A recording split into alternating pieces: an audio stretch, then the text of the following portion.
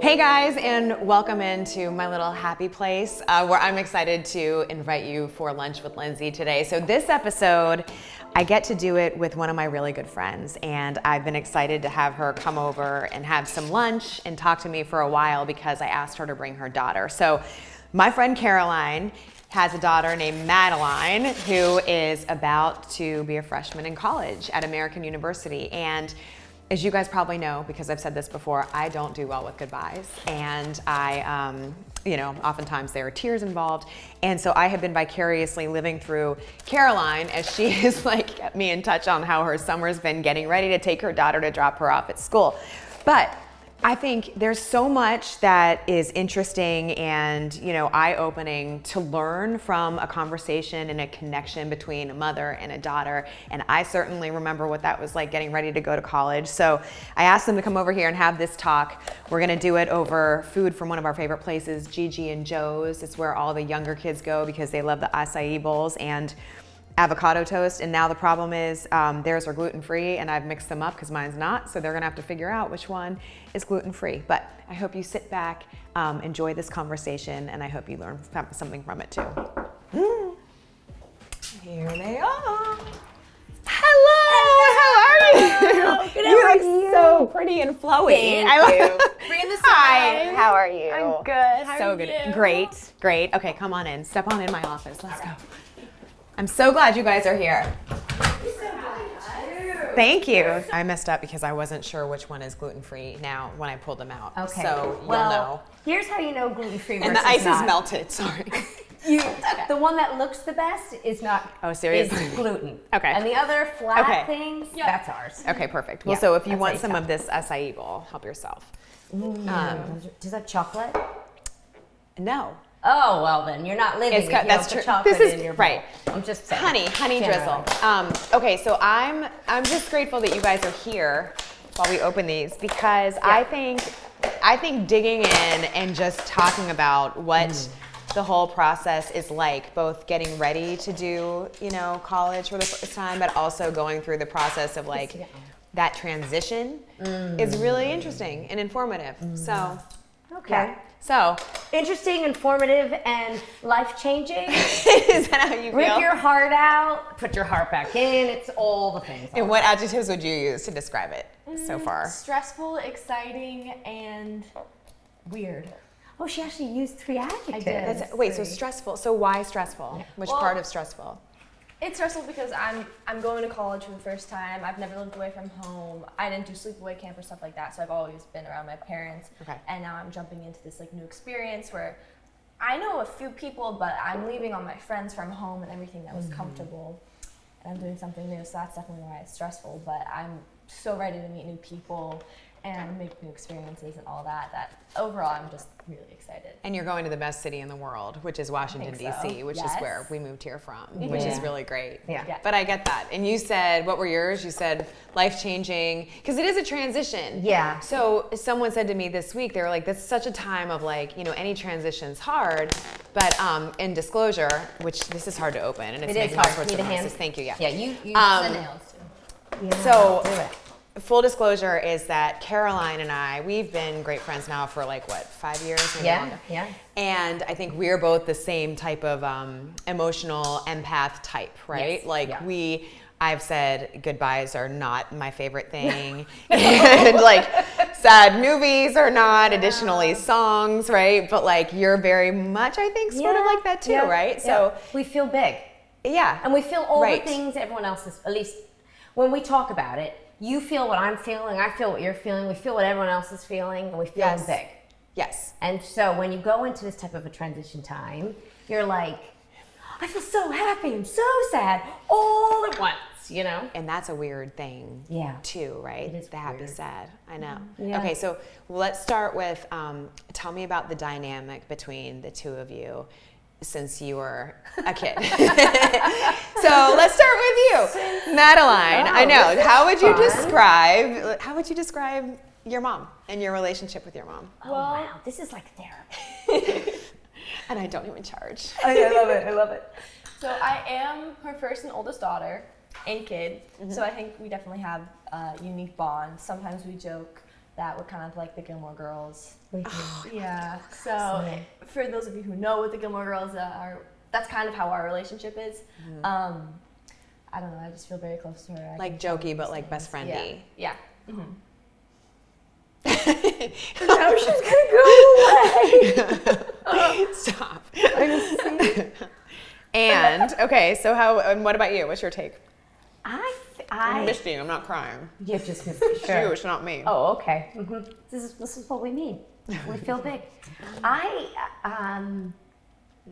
Our relationship, I feel very grateful as a family. The four of us are tight. We have a great time together. Madeline has a little sister named Lucy. And the four of us have always done so much together. Madeline and I have been sidekicks for forever. When you're with your firstborn, they're the ones you learn everything on, you know? Yeah. They're the ones you learn how to get the bucket seat in the thing and why doesn't it clip and, you know, and they're the ones you learn how to like navigate the world with a little human and all the rest of it. So the college process was funny with Madeline because she literally came to us years ago and was like, I don't want you to learn on me. And we were like, what do you mean? She's like, I want you to get a college counselor of any sort just so you know something and don't learn this process on me. So she didn't really? want us to get it wrong. Yeah. Like how old were you when you It said was that? probably my freshman year, I'd Probably. say. I was very, because all my friends have older siblings, so they kind of knew what was happening. But if I talked about college to one of them, they're like, oh, we'll figure it out later. But I was hearing from my friends, like, you need to get started now. Like, there's certain things you need to do. So I'm a slightly anxious person. So for me, I was like, this needs to happen now. Like, there's no way they're going to learn on me and get it right on my sister. Like, I'm going to get it right. I'm going to go to the school I want because I'm going to be doing the right things. And it worked out for me. That's really incredible. Yeah, that's like such mature thinking. And I would say the thing about our relationship is what we've been working on the last 6 months sort of by ourselves and with each other is how do you sort of ungroup that dependency that happens between a mother and a daughter, you know? So it's this weird like, okay, off you go, you don't need me. Do you need me? Do you want me? You totally need me still, right? And then no, don't need me. Off you go, do your thing, right? So it's this balancing act of letting go and creating independence while also wanting to be as close as you can be. I dropped my son off at a ninja camp. And we saw that. Yeah, it's really cool. But you have like a wall you run they on? climb, they run, they jump. And that's he's 9. And we got him signed in, he was all straight, and he walked to the back, and I felt compelled to sit in that room in the front, and I'm like, I'm the only parent here, I need to go, but I like needed the, hey, are you good? Yeah. And he's like, yeah, Mom, I'm good. I was like, you know, I get it. It's like, you're like, go, let me do it. Yeah. That's, wow. And as moms, you think if you stay, you can control their experience, right? Like if I'm in this room, he's gonna have a great time out there. Right, he's protected. Everyone's good. Yeah. So it's that same feeling, but on a larger scale. She's going to college, and I'm like, want me to stay next door just in case? Did you want that? No, we actually came up with rules. Yeah, we do have rules. Oh, really? We have a set of rules. We do. Like, I personally was never a big sleepover person. Like her when she was I wasn't. younger. I used to have to get picked up at every sleepover I went to. So Seriously? Mommy, come get me. Really? kind of got passed down to me. Yeah. Oh, Yeah, so what was it? You just don't enjoy the don't know. sleeping in a bag or on someone's floor or just not away from home, I guess, when I was little. It was just not my thing. So I think, See? Oh wow. Okay. Yeah. This adds a different dynamic. Our rules for when we get down there is we get up there one day, we move in the day after that, and then as soon as I moved in and I'm set, they're training right back down. Or driving. Or driving home. We're Driving not home. going to stay an extra night and then come home the next Because day. having them there could be like, can you actually come back? Can you pick me up? I don't want to go to college No anymore. training wheels. Okay. You know? So you're getting set up in the dorm, and then that day you're out. Yes. Done. We're not going to lurk around, have lunch in case she needs us, or spend an extra night in case she needs us, so that she's really going to hit the ground running Yeah. with confidence that she can do it. Yep. I love that. Yeah. Who came up with those rules? It was you. Yeah.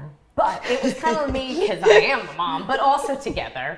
It's also rules for myself, right? 'Cause Right. Like I said, It's a like double- you with the ninja, right? Right. I would be happy to just sit outside the dorm and wait until someone needs me. That's not good. Yeah. Well, what are you most excited about once you get down there and you start this experience? I'm really excited to just meet all the new people. that are there, like walking into the dorm and seeing who's in the room next to me or who's across or who's like the room directly below me, that if I'm like jumping on the floor, they're gonna be like, oh my God, would you shut up? Like, I'm excited to meet new friends and that whole type of thing, completely different type of people that are in Westport, I think. So Yeah. that's what I'm most looking forward to right now.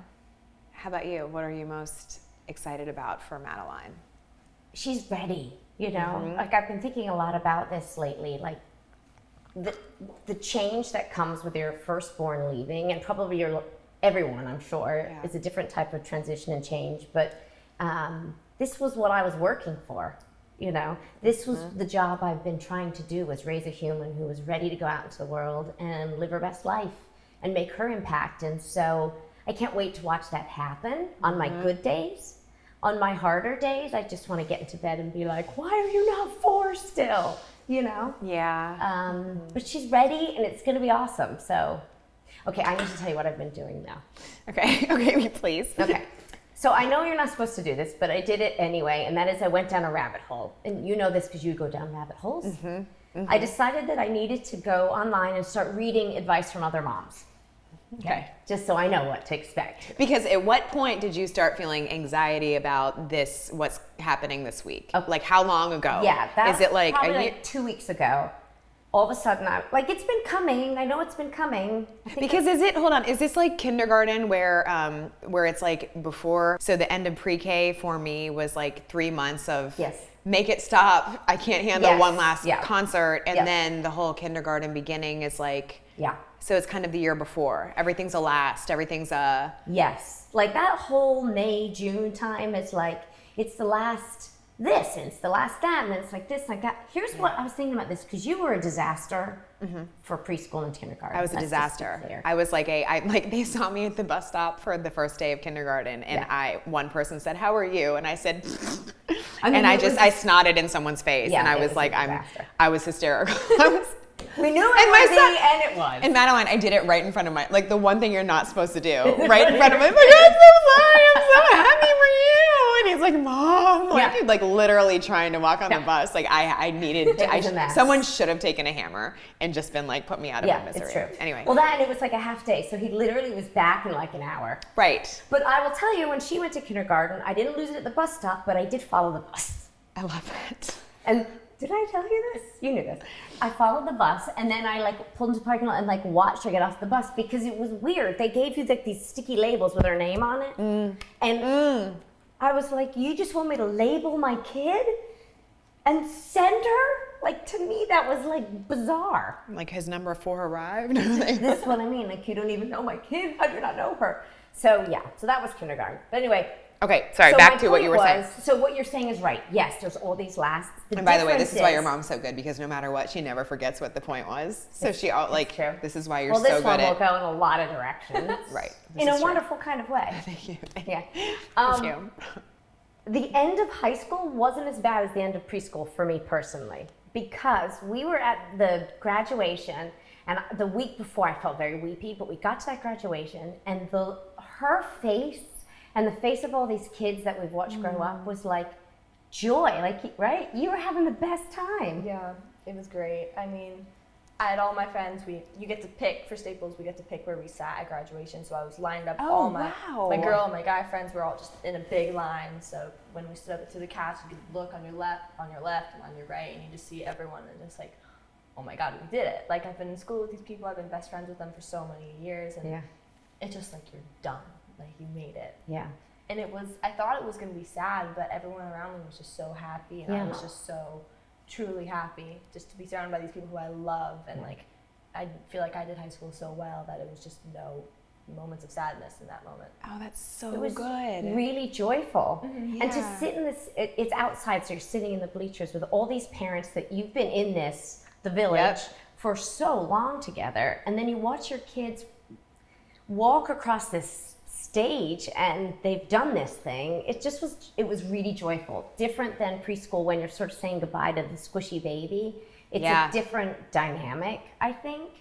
At least it was for me. But it was very special. Are there things, what don't people tell you about what happens then after the graduation, getting to this point? Like, what's that like? it's weird because you're not at school every day, you're not seeing the same people, so everyone's like, after graduation, whoever you don't want to see, you don't have to see, which I actually found to be very true. Like, you always see them like out like with groups of friends, or you'd see them like walking around town, but if I didn't want to see like some person, like I didn't have to, which was like, good and bad all in one. It was like the weirdest feeling where like I can control this. Yeah. And it was, I don't know, it was just a completely different feeling in general. I liked it though, personally.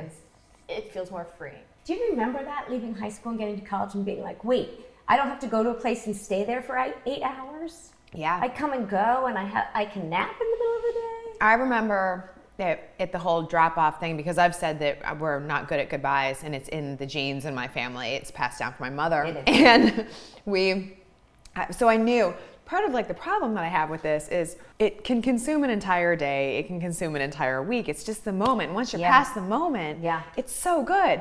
So I remember saying goodbye to them in the dorms, and I was like, we all got sad. And then the second they were gone, it was like, this is awesome, let's go. And we just like literally, me and my suite mates went and walked around campus, and it was like the best, most exciting feeling ever. And that's so cool because you already know your roommate and really like her. I remember just that feeling. And the other thing I remember is my mom always growing up talked about how college will be the best years of your life.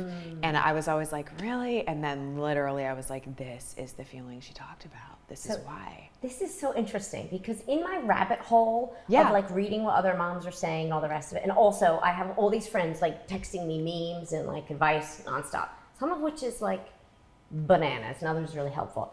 There's this one psychiatrist that wrote something on Instagram that said, don't tell your kids it's going to be the best 4 years of their life, because there's lots of times in college that is not the best time when you're going to be lonely or sad or homesick.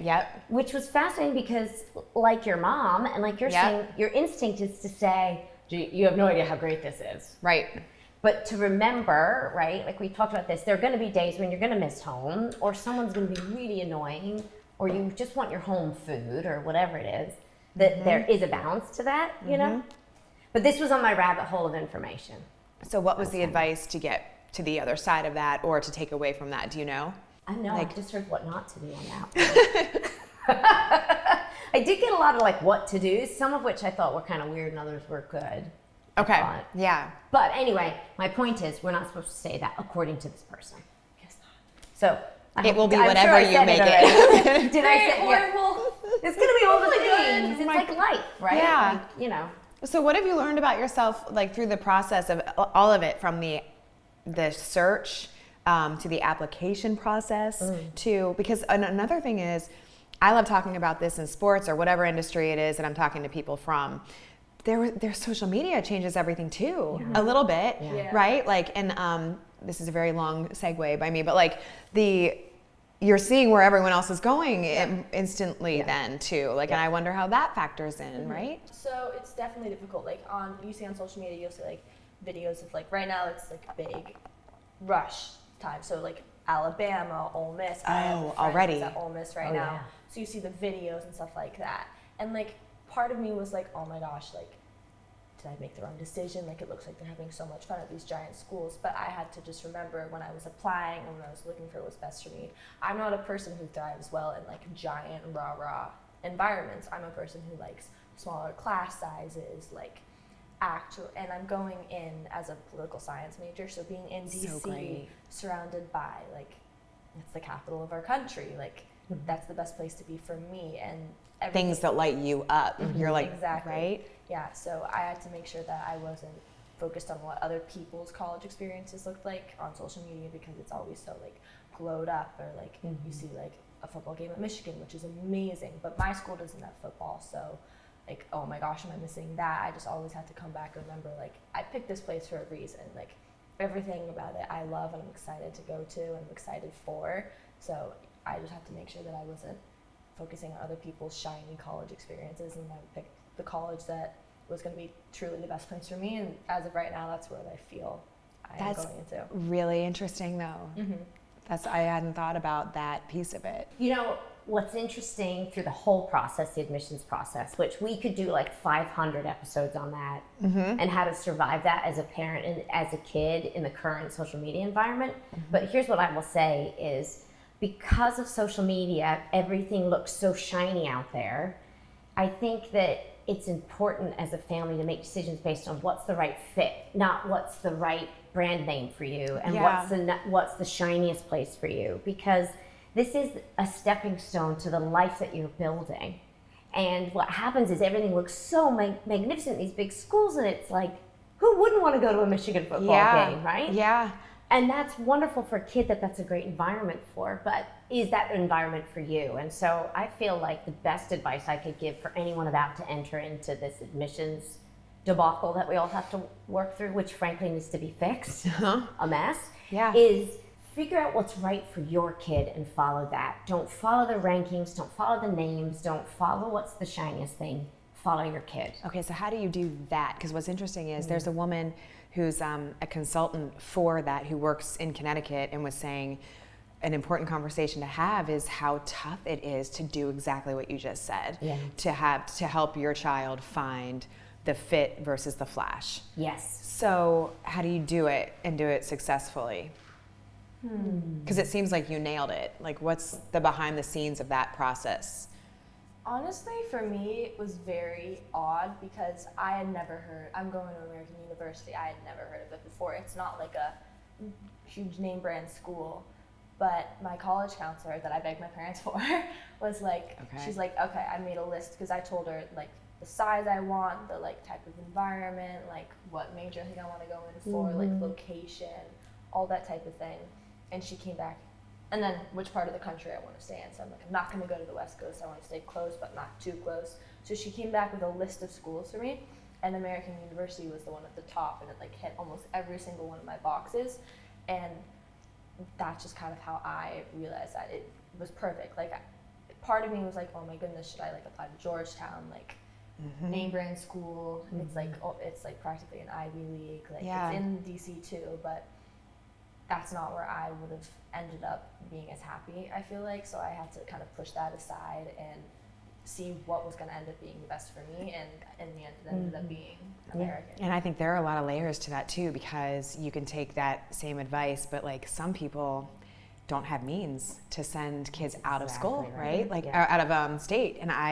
And thinking about that, it's like, so then you've got to look at it through the lens of, okay, you're operating with one location, what's the right place? And the options, not as vast. That's really, that's interesting. I think about that. And to your point, Lindsay, like we are speaking from a place of privilege. Like, lucky us that she had options. And I'm not saying it for that reason, because I think it's amazing. That's the goal you want to, but I just think it's definitely worth noting that it's your eyes are open to how it is different for different families, but what you're saying is the same type of thing that you can apply in all those scenarios too.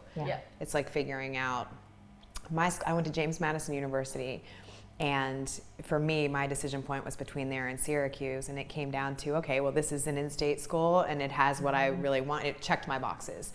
But I also felt like I was 6 hours away and I was only an hour and a half. Isn't that funny? I don't know. It's like so random. I think if you're invested in where you are, it feels that way, right? So my college experience was, so I was the first person in my family to go to college. We came from England and neither of my parents went to college.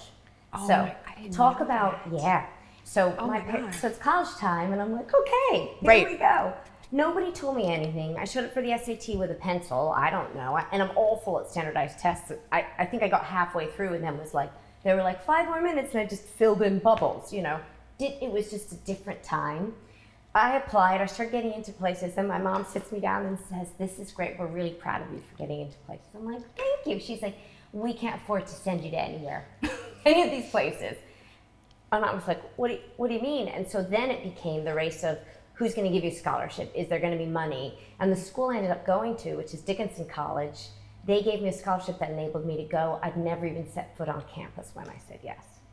Seriously? And I tell that story because the truth is, if you are true to who you are when you get to a place, for the most part, you can make the most of anything. And it ended up being a wonderful experience. I met amazing people, did awesome things, learned a ton, traveled to Africa. It was incredible. but that wasn't what I Wow. had my eyes on. And so I think her story is great because it shows you how you can sort of manage that process, but just to acknowledge that I think sometimes you just wind up at a place, and it happened to a lot of kids this year, and you will make the most of it and you will be happy there if you choose to pick that. Right. And You really know? speak to what, right. Speak to what is true to yourself, which is that's a hard thing because you're not that, you're so young, right? I Yeah. mean, geez, I still struggle with that, right? Yeah. Like there are things that you're like, but this feels right. Yeah. But so what are your biggest question marks heading into your new adventure? I feel like it's a new city. It's big. I've grown up in a small town my whole entire life. I'm going to have to figure out how to navigate that properly. And then also something that everyone always talks about is you're supposed to get to know your professors. And everyone around you, you should like get to know them because you never know what's going to turn into a job opportunity. So for me, going into my college, God. I feel like it's Now my heart is sending me racing. down I'm like like, a "Woo." rabbit hole a little bit. So Oh my God. You Those just are- show up for those 101s and sit Yeah. in that Yeah. auditorium and enjoy.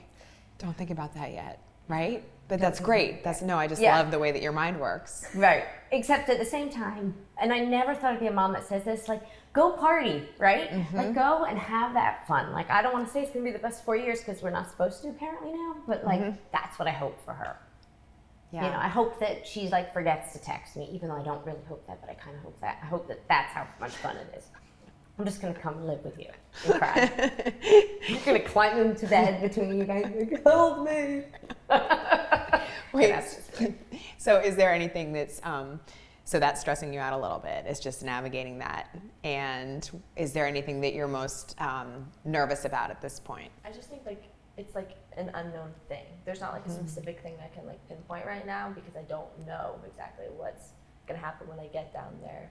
So I think just like it being completely different from what I'm used to right now is Yep. what's definitely stressing me out the most because it's not gonna be anything like living at home. Like my bathroom's not gonna be 2 feet and I only share with my sister. It's gonna be like a floor full of random girls who I like have to use the same sink as, and that's gonna be I have to get used to that, and I have my own bedroom at home, but now I have to share it with my roommate who I love, but did just meet a few months ago, so it's just like all of that kind of adds into one, so. All the things, like the uncertainty. She's going to cry again. No, I'm taking it in. I think It's a this lot. is so interesting to me because also when Madeline talks, isn't it like a photograph of you Yeah. of your college experience? And Yeah. so every Oh, yeah, single yeah. thing you're saying, I'm envisioning Yep. what that moment was like for me. Right. And it's like, and what I would tell you is it was really awesome, right? Yeah. Being in those environments and being uncertain, but still having, at any time you need it, just to pick up the phone and call your mom too. So, except for when we went to college, I mean, this is going to make us sound ancient, but anyway, I'll do it anyway. Oh, yeah. There Yeah. was like one phone in the room, Yeah. and it was $1 million to talk to anybody. So you didn't talk to any of your friends, right? That's true. And you had to like then get a bill and then itemize who would talk to who. Remember? And so, I had blanked that out. Yeah. right? And then someone would call you, be like, "Hello," and then you'd like leave a message on the like a dry erase board, like, "Hey Tiff, your mom called," right? Yes. So it's different now because she could text or call anyone at any time. So she gets to remain super connected to all her high school friends. We had to wait till we got home or write letters. That's true. Or send. It's like the dark ages. Email came of age when I was at the end of my Yes. college. Right. So Yes. you're waiting in lines to get into the computer lab to like have that access. Yeah. I remember we had 4 computers that had email on it. And you would just sit there and wait. You'd go to the caf and then Yeah. you'd go and you'd sit and wait Yeah. with frozen yogurt. Always with frozen yogurt. So, what do you feel like? Do you feel like your generation or your class has like a responsibility? Where is your mindset with what you want to do and achieve? And how do you view the beginning of this experience?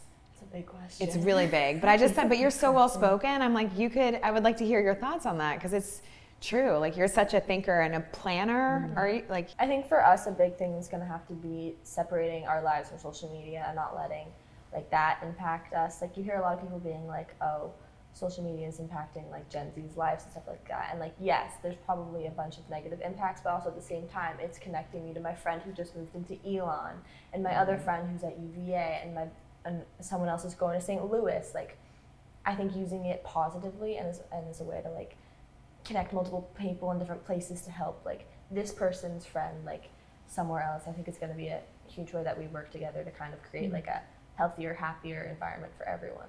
And can I just say this? Yeah. Like, I know there's so much discourse out there about how the world's going to an end. It's, everything's a mess. All you have to do is hang out with a bunch of young humans, and you'll see that the future is not as dire as everyone feels. These kids roll into our house and they sit at the kitchen counter and they're full of life and they're smart and they want to make a difference in the world, and they are knowledgeable in ways that we weren't when we were their age. And so it's exciting to see them go out there armed with like real information. Like, they understand that all news is not created the same. They understand that you can look at things through different lenses and there's different perspectives. It's really exciting to see them do what they do, Because they're doers, right? Yeah. You guys like execute. And it's just the future with these young humans. Now I sound like I'm like 750. You're like, And really, I just want to go to college again. Lindsay, can we go to college again? But it's going to be great. They're going to do a great job. They're going to lead us into cool things. I don't know what it is, but I just believe in them. That is the goal, yeah. Right? Probably. That is the goal. what don't people tell you about what it's like to be in your shoes with this whole experience? I think what's surprising to me at the moment is you have to really focus on what story it is you're telling to yourself. My whole thing is stories, right? Yep. It's very easy to tell yourself the story that you're old, it's all done now, you're in this new phase, who are you gonna be, what are you gonna do, blah, blah, blah. That story, it can take over your brain really quickly. Why? Because people are talking about how it's because everything changes? Is that what? Yeah, everything changes. And so if your identity has been mom for many, many years, Got it. all of a sudden, who are you, And so what I've been thinking a lot to myself is, it really is about the story you tell yourself in your own mind. That's how this next part's going to go. And that has surprised me how powerful that is. So if I'm telling myself, I'm a mom with nothing to do now, and what's my thing, and how am I going to do this? I'm going to put all my attention on Lucy, right? Which would be a disaster. She does not want that. Or the story I can tell myself is, I'm going to have some more time now, and I get to dig into those projects I've wanted to dig into, and I get to spend more time with other people. So I am young enough to do something new and interesting and really dive in. So I feel like it's been surprising to me how obvious it is that you have to tell yourself a story that's a good one, rather than letting yourself tell yourself the story that's all about loss. Does that make sense? Yes. Yeah. And you guys, you have been through it a bit, Madeline, with your health scare that you had. So for context, if you guys could just fill in the gap there, because you were saying that also was part of what helped you shape and frame where you decided to go to school, but probably also like your connection and how all this feels, right? Or am I wrong? Yeah, so when I was in, I'd say 8th grade, so it was 4 or 5 years ago, all of a sudden all of my joints swelled up. I couldn't get out of bed. It was like really weird. We didn't know what happened. I was at my pediatrician like every single day. We had multiple doctors on my case. No one knew what was happening, so I got sent to a rheumatologist, and there I was diagnosed with SJIA, which is short for systemic juvenile idiopathic arthritis, and it's just this autoimmune disease where it makes all of your joints swell up, and you hear arthritis, you think like old person, like your fingers don't work anymore, but it's not, my type of arthritis was not common, but JIA and JA is a more common disease amongst young people. So I was put on some treatments to try to fix that, which ultimately were not working, which landed me in the hospital for a few nights, where we learned I developed like a slew of other things, but so I was put on like high dose of steroids and like other types of medicines that names I cannot pronounce, even if I wanted to try. Chemo and all sorts of heavy duty stuff. And it just kind of altered my 8th grade experience because I didn't look the same, because steroids make your face puff up. So I'm a person who was very like active, and I run and I work out, and I couldn't do that. So my whole like physical self changed. So that kind of like hurt my mental well-being as well. So it was a tough stage in my life. And then going into freshman year, I wanted to play soccer, but I didn't know if I was going to be able to physically do that. So the battle between that and then going into track, my winter season, trying to figure all of that out was very difficult. But part of that journey, what made me realize how I wanted to go to American eventually and major in political science and help people in general, was when I was in the hospital. There was like these nurses who were amazing, and they were so kind to me, and they were helping me. And I was like, okay, great, I'm gonna be a nurse, I'm gonna be a doctor. Way too squeamish for that. So that's just not even, an option. That went out the window quickly. She's like, I could get over it, but then she's like woozing. Spiders, right? Yeah, like spiders and blood. I'm like, oh my gosh. Whew. But that's where I realized that I wanted to help people. So 2 years later, I'm a junior in my contemporary world class, which is a social studies class, and it just focuses on like the world problems and different ways people deal with these problems and how different just social studies in like a nutshell. And I had this most amazing teacher who was just saying things that really resonated with me, and she'd like stay back to talk about it with me after class or stuff like that, or me and my friend would like have very specific pinpointed questions, and she'd always have an answer. And that's where I realized, like, I really love this. Like, this is interesting. Like, this is what I want to do with my life. Like, work on these like world problems, or like find ways to help people in like a big way. So that was a long story, but I think my experience being sick in 8th grade led me to where I am now, and it allowed me to pick American for the reasons. Say something. Why am I sad? I know. Sad. This is so empowering. I know.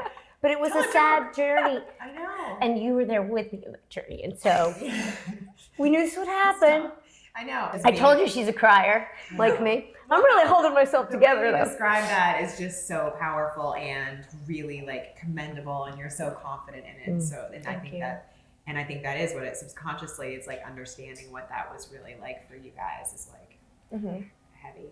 I'm a big fan. We're a big fan in our family of finding the good and even the worst. And that was a terrible time, and it was scary. We didn't know what the outcome would be for her.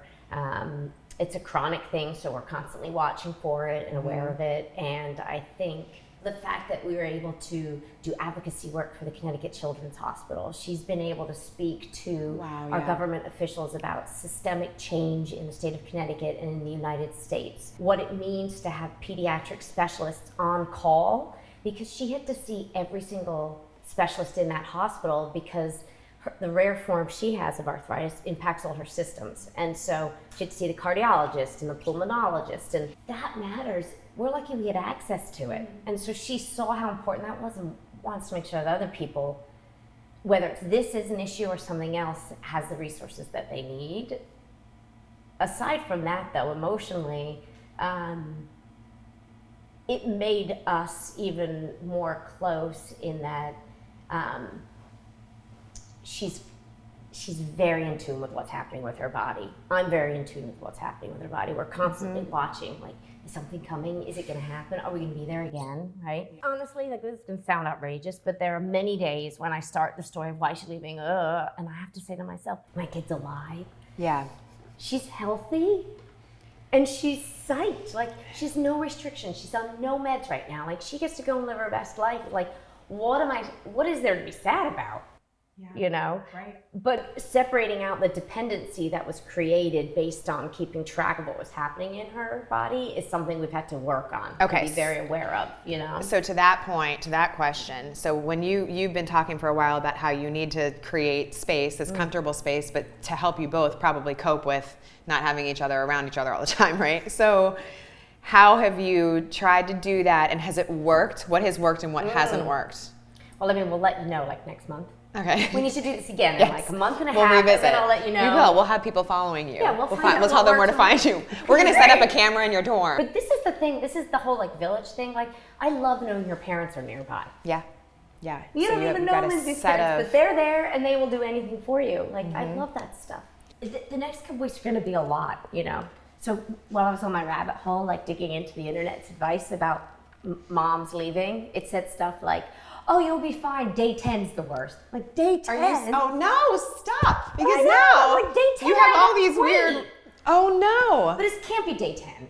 And then another mom was like, whatever you do, don't cry in front of them. I'm like, how does everyone have such control? And then another mom sent me a text recently and was like, this is what's great, is everyone has advice, and I love it actually, because it's the kindness of community that's like, it like speaks to me. But this morning's advice was, it's okay if you come home and want to sleep in her bed for the next week. I'm like, it doesn't feel like a good Your coping. bed's much comfortabler too. Yeah, I know, my bed is better. Well, I'm older, I should have a better bed. Anyway, there's a lot of advice out there of coping, and we're not really sure how it's gonna go. How is it different with moms and dads? Well, I don't know how it is like if I were a boy, because obviously you 'Cause can you're relate. not? Thanks. Thanks for that. Sorry. Newsflash. Because we can relate to more things, like obviously. But I'm also super close to my dad, so it's just a very different relationship. Like Yeah. I'll tell her everything, but like in a moment of need, like he'd come and like knock someone out. I know if I did it. So Yeah, it's just like not having him like be there for like actual support, like 5 minutes away or like at all times, just like in my general like vicinity. I think will be really weird. Yeah. That makes me even more weepy, actually. He's such a good dad. How? No, don't go. We're all fine. And Lucy, like you're, the sibling thing. She's funny because if people love asking the younger siblings, like, are you gonna miss her? Are you gonna miss her? And every time she's like, yep, I'm gonna miss her. You never know when she's actually telling the truth or not. Yeah. Because on a good day, she like genuinely does miss her. Like yesterday, I drove us up to the Westchester Mall and like there's a 3-lane merge. I'm trying to get across. She's like, go left. No, go straight. Look around. I'm like, I'm going to murder you. Like, tell me where to go. But like, it was a good bonding experience. So if you asked her yesterday if she was gonna miss me, she'd say, yeah. This morning, maybe not so much. Like, we're not morning people, so I was. We are not morning. She was sitting in my seat. I'm like, oh, you're sitting in my seat. It's not her seat. Like, this is what's amazing. But, like, also, truthfully, sorry to interrupt, but it's been all about Madeline for a long time now, and Lucy's kind of like, I don't really buy into this all about you thing. When I realized Lucy really was feeling this more than I think expressing it was at their track banquet, and this one was the captain of the track team and had to give a speech, and she started giving her speech, and I look over, Lucy's crying, the team is crying, everyone's crying. I'm looking at the floor like, don't cry, keep it together. Like, and that was when I realized we're all feeling something. It's just popping itself up at different times. What were they? What made them cry? What did you talk about? The goal of that speech was to make people cry. I'm not gonna lie. I had to do 2 because track is 2 seasons, winter, outdoor. And my winter one is quick and fast. My outdoor one, I knew I was gonna make some people cry. I couldn't tell you what made them cry. The speech wasn't like spectacular. It was like from the heart. It was a pretty good speech, and it was from the heart. And I turned, and Lucy's crying, and then my friend Sophie's crying, and then this super sweet freshman Reese is bawling. And I'm like, I'm friends with her obviously, but it's not like she's my sister or Sophie, who I'm super close with. And I'm like, haha, I win. But Wow. yeah. What'd you talk about? I just talked about how like it's been, it was just like a place I could go where I was always comfortable. Like the people there were always very supportive, and it definitely grew my relationship with my sister. Like having her there, just like we bonded over more things, and just like talking about how supportive. Like they were with me when I was like freshman year. I obviously wasn't where I am today, so they've seen me grow and become there. So talking about that from like the way my coaches helped me, the way like my co-captains have helped me, and the younger people who I can see are gonna just like build up the team and like carry on or like a legacy that we built or whatever. Wow. I think that hit a few people in the heart. It did. Yeah, I mean, it really was a community of people who helped you go from being a really sick kid to a kid that got to be the captain of the track team. Yeah. And to see that transition and to get to go fly now. You know, like fly from the nest, fly. Dude, we can break into song if you want. Do it, sing. So luckily we did not break into song. However, I'm sure there was plenty of music playing because Caroline is in the midst of actually taking Madeline right now to drop her off at college. So I cannot wait to hear how it actually went, what her thoughts were, what she really learned from that part of the experience. And also I encourage you to go to her website, which is carolinebarney.com. She shares a lot of great things and insights, and also is planning to talk about this journey as well. So I appreciate you guys listening. I know a lot of you have been in that boat, and so I hope that this was helpful, and I would love for you to interact. So if you're watching this on YouTube, please don't forget to like and subscribe, but also leave your feedback, leave a review, let me know. Maybe I can share it here in this space. And also, if you're listening anywhere you get your podcasts, leave a review and continue to listen. Let me know what you guys want to hear, and I appreciate it. So until next time, I'm Lindsay Czarniak. Thanks so much, and I'll see you soon.